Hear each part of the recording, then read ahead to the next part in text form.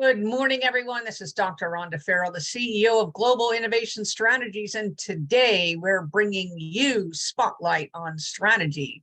Today's session is going to be absolutely phenomenal because we are sharing the process of design thinking. In our prior sessions for Spotlight on Strategy, we talked about different frameworks, methodologies, tools, approaches, how you could harness an end-to-end strategic roadmap framework that allowed you to collect, analyze, apply to your strategic framework, apply to your innovation funnel, and then on the outside, heighten your capabilities to be able to create the optimal strategic portfolio for your products and services, no matter what stage of business you're in.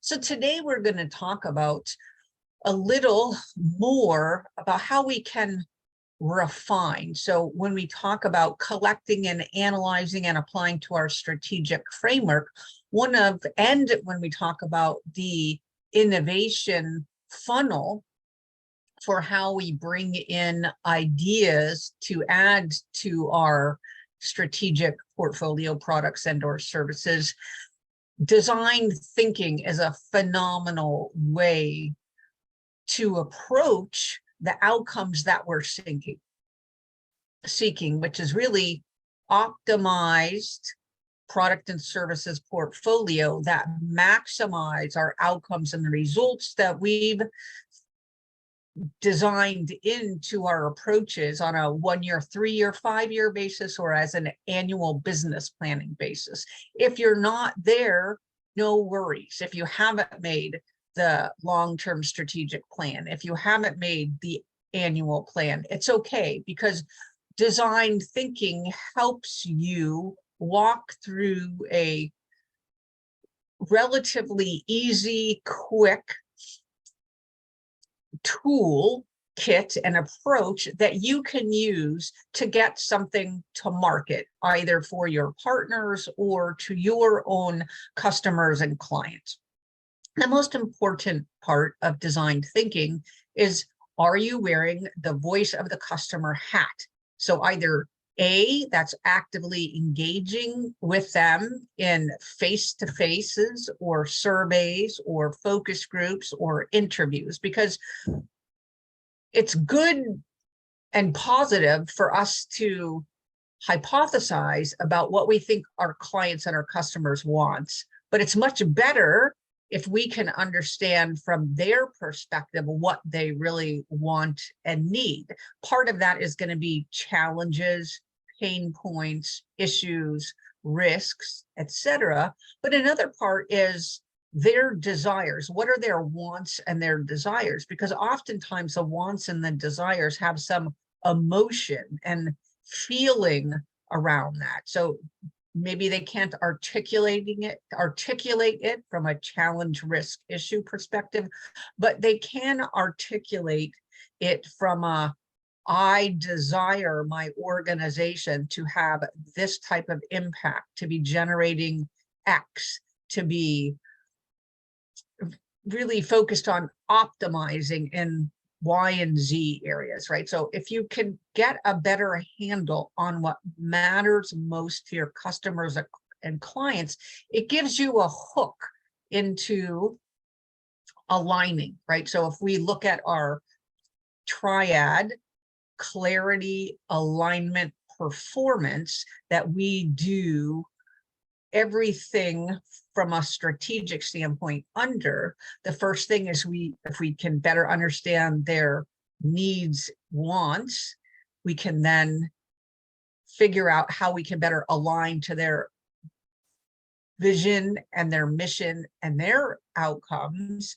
And then if we do this in tandem with them, engaging them, communicating with them, collaborating with them, allowing them to see themselves in the solutions we're producing, then we can exponentially scale our performance, because we're providing not only value add, but we're including them in the process. So the first is in our design thinking approach is first we call empathize, right?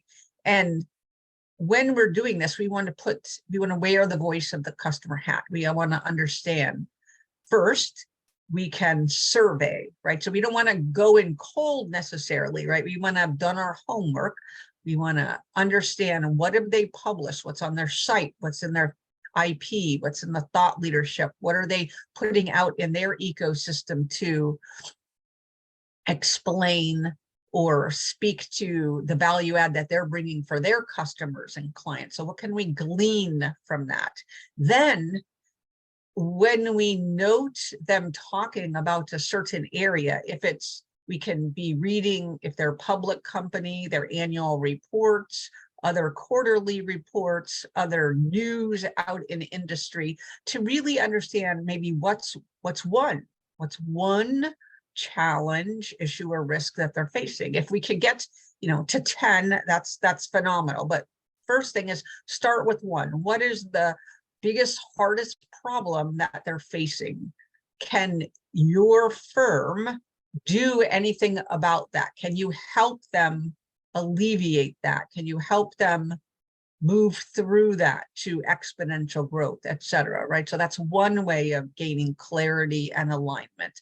Second is, what have they published as their annual goals, as their outcomes, as their results? What are they talking about in the information that they're publishing in the ecosystem that they say is most important to them? So maybe it's not their biggest challenge, risk, or issue that they've documented in some way for you to review and glean a way forward on. Perhaps it's just the things that they've said matter the most, and that's what they're moving out on from their product and service portfolio, and that's what they're engaging their customers and clients on. So where is there an opportunity space for you to add value, for you to be innovative, for you to help them exponentially expand in those areas? So that's approach number 2.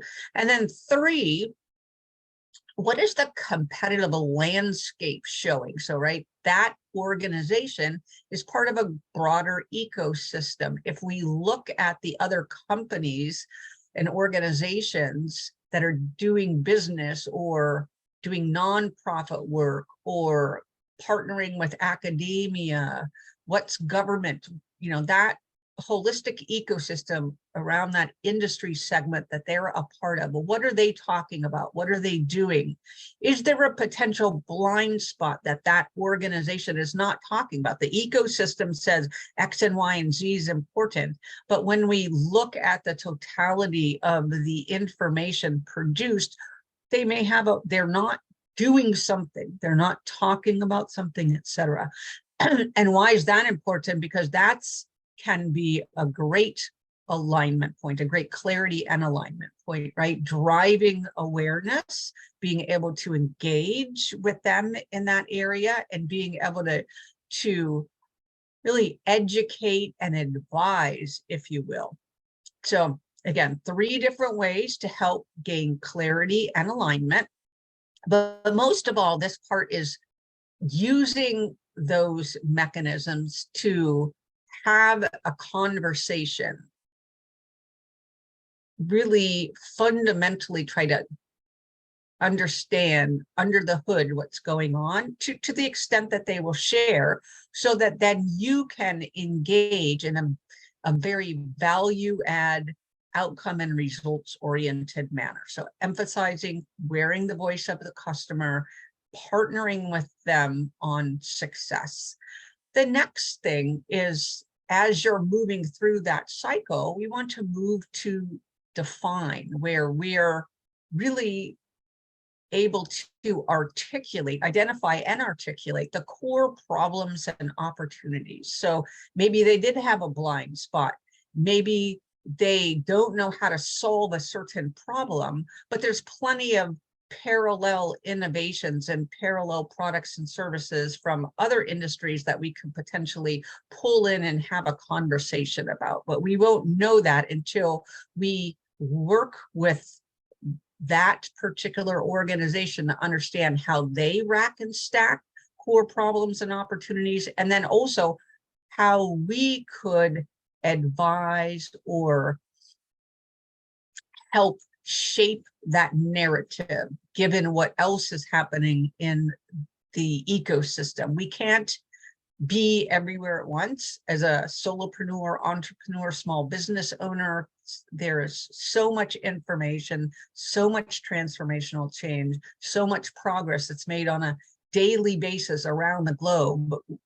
We are not able to collect, analyze, and operate on that, right? And so these opportunities to engage across with other companies, these opportunities to engage with nonprofits, these opportunities to engage with academia and government entities that are working on these areas together, innovating together, solving together, creating regulations, laws, etc. together. That's an important part because it helps us then understand what is the runway for some of those changes that are going to be coming down the pipe. Where are they at in the life cycle of discussion and operationalizing, and in some cases complying, versus is it something nascent and new that we have to participate and engage and drive awareness of the fact that that life cycle is still unfolding before us. So again, empathize, wear the voice of the customer hat, and think through their lens, if at all possible, when engaging and collaborating with them, defining, really culling, what is the bullseye of their core problems and opportunities, and how can you, in your product and service offerings, help them achieve what they've stated they wanted to achieve from their outcomes and results, or offer a way to exponentially add to that. The next is ideate, right? So as we move through this cycle, we're going to be gleaning insights from many different areas. And oftentimes the value we can provide is to systematically create a diverse set of ideas through working. So ideation is about gleaning disparate perspectives on ways forward that address the problems and enable capitalization on the opportunities, right? So, and a big part of that is going to be the collaboration, the engagement, the processes that we use to innovate, to get to a suite of ideas that we can then take action on. At this point, we are not trying to constrain the ideas for further operationalization. What we're trying to do is use the best practices in innovation, in engagement, and collaboration, and some of the topics that we talked about before. How do I create that innovation pipeline? What are some of the ways that I can harness each and every employee within organization, as well as external sources, to be able to do that? And this is really the sweet spot of being able to move forward, because the more we can ideate in a robust, diverse, collaborative manner, the better the outcomes will be downstream, and the stronger we can tie to what our customers shared with us as far as core problems and opportunities, not only for the short term, but looking at it through the lens of short term, medium term, and long term. So we want to bubble up these fantastic ideas, again, without constraint. So there are specific innovation tools that allow us to come up with out of the box approaches to a problem or an opportunity. And I would ask, instead of a normal way you might approach ideation, which is to list the core problems and opportunities, share what the customer shared with you earlier, and kind of use your normal method to say, what could we do to address this problem? What can we do to address this opportunity, given our internal offerings? I invite you to think about it a little bit differently. If you know, for lack of a better word, blow up that box and allow your team to engage with partners, to engage with people out in the industry, to engage using different mechanisms, to see how other industries and other areas have approached a problem or an opportunity that looks and feels and smells like the one that the customer is having currently, right? And what does that do? That removes our rigid thinking and helps us think differently.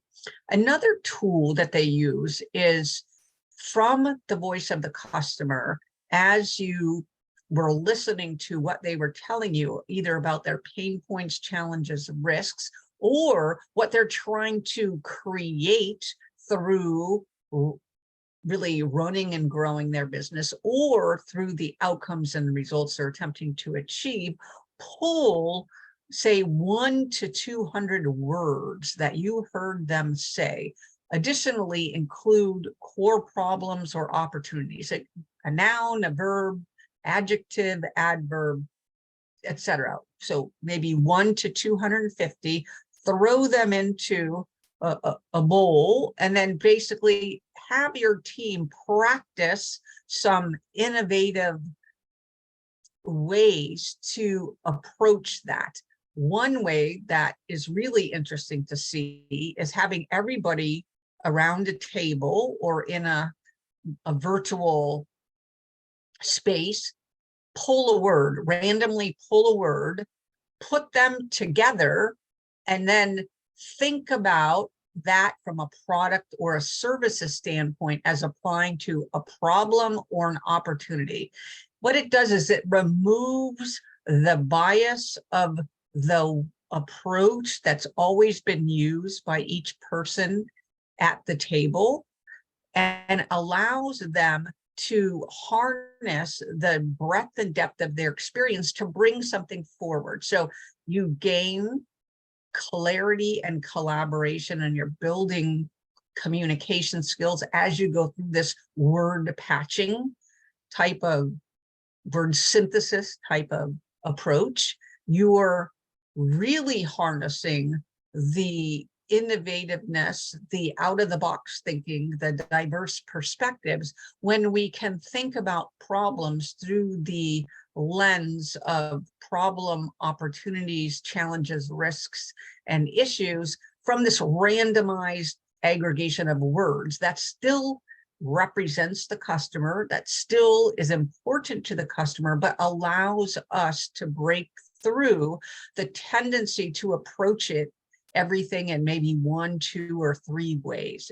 Extremely helpful, extremely innovative, really enables that aha moment for a lot of teams and a lot of products and services, so that you don't get stuck in just evolving what already is. It helps organizations, teams, leaders, and SMEs think differently, act differently, and therefore invent differently.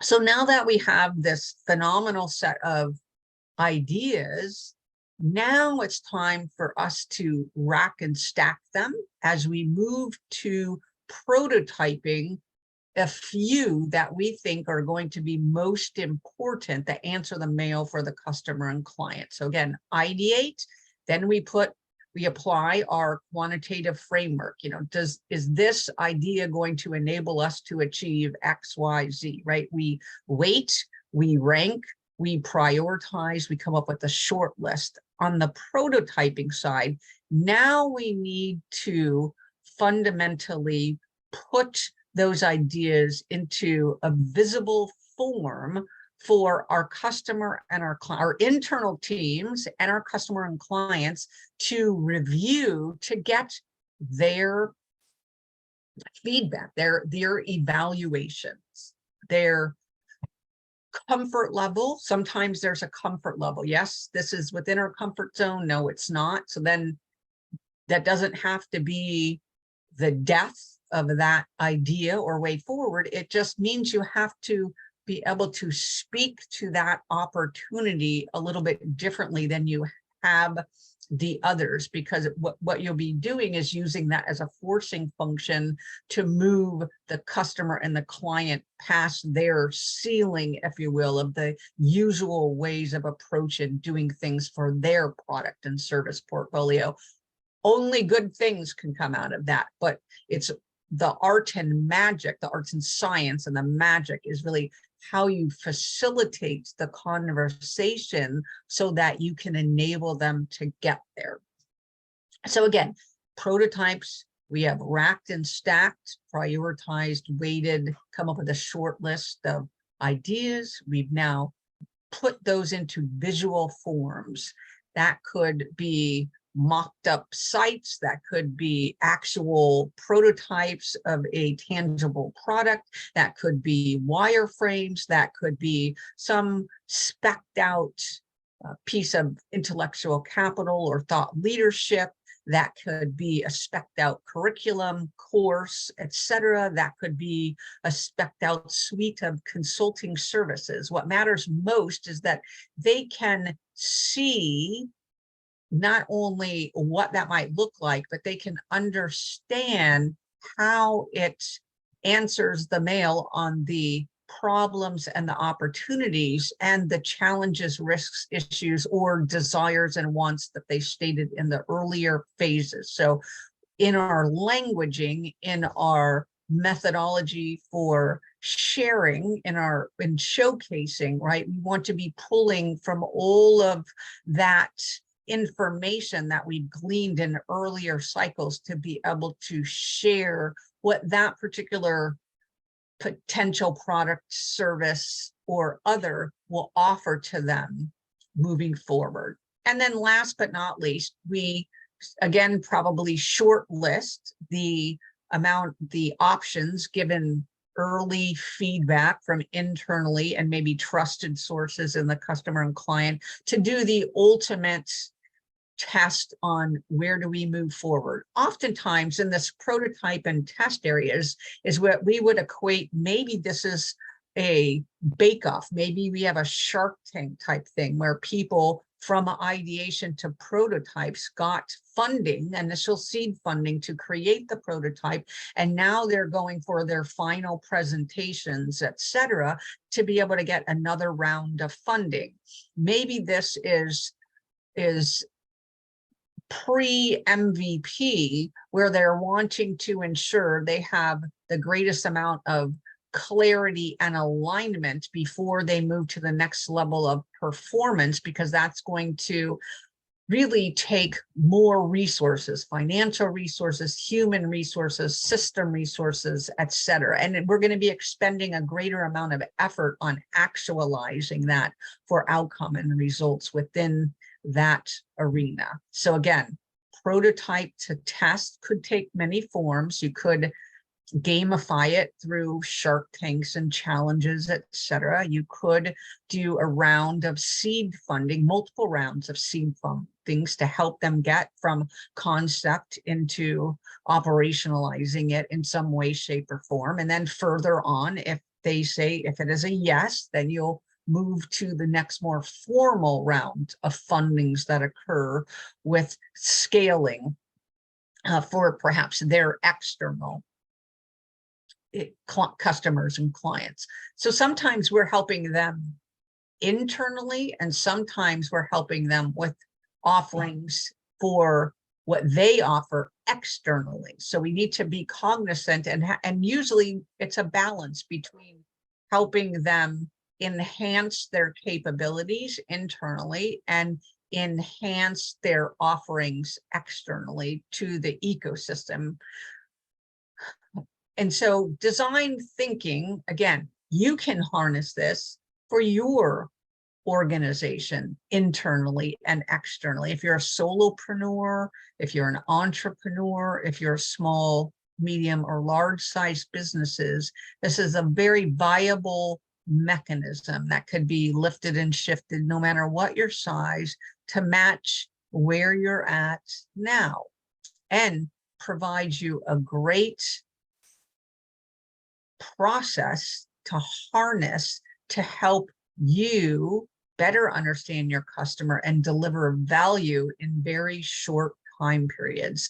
In fact, one of the most shortcut mechanisms I've seen and heard is really putting out in social media a question about their needs, their wants, their desires, and then having a very short focus group on the outset that addresses what they've stated, and then you directly ask them, would it be X, would it be Y, would it be Z? This is a very inexpensive, easy way to get voice of the customer and some refinement around problems and opportunities through a set of eyes or ears and minds that you may not have had or do not have direct access to today. So again, design thinking from concept into fruition, gaining clarity as we go through the cycle, building alignment as we go through the cycle, and heightening performance at the outset with the outcomes and the results that either your organization itself has stated it wants to achieve, or through the lens of the customer and or the client that you are supporting. This is Dr. Rhonda Farrell wrapping this session of Spotlight on Strategy. Again, the CEO of Global Innovation Strategies and the Success Strategist. We welcome you back next week for another session on Spotlight on Strategy.